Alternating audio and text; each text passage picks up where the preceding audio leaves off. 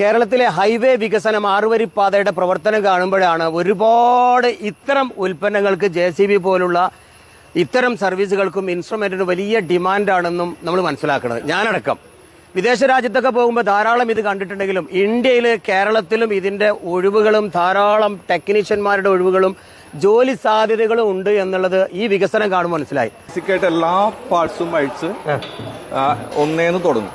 കാരണം കുട്ടികൾക്ക് A to Z കാര്യങ്ങൾ അറിഞ്ഞിരിക്കണം. റീഅസംബിൾ ചെയ്യുന്നുണ്ട്.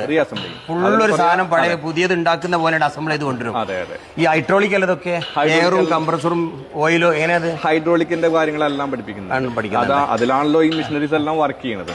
ഇപ്പൊ ഇവരിപ്പോ എന്താണ് അതിന്റെ അത് അസംബിൾ ചെയ്യുന്നത്? അതിന്റെ ക്യാബിനാണ് ഇപ്പൊ ഫിറ്റ് ചെയ്തിട്ട് ആദ്യം നമ്മൾ ചെയ്തത് ഇപ്പൊ ഇതേ രൂപത്തിലായിരുന്നു നമ്മൾ കണ്ടിട്ടുണ്ടാവുക. ഇപ്പൊ നമ്മൾ അതിന്റെ ഓരോ ക്യാബിനാണ് ഇപ്പൊ ഫിറ്റ് ചെയ്തോണ്ടിരിക്കുന്നത്. ഇത്തരം മെഷീനറീസ് ഒക്കെ സൈറ്റില് പെട്ടെന്ന് കംപ്ലൈന്റ് ആയി കഴിഞ്ഞാൽ അത് ഇവർക്ക് തന്നെ അതിന്റെ എന്താണ് അതിന്റെ ഡാമേജ് പറ്റിയിട്ടുള്ളത് അത് ഇവർക്ക് തന്നെ ഒരുവിധം കാര്യങ്ങളൊക്കെ ഇവർക്ക് തന്നെ മെയിൻ്റെനൻസ് നടത്താൻ പറ്റും.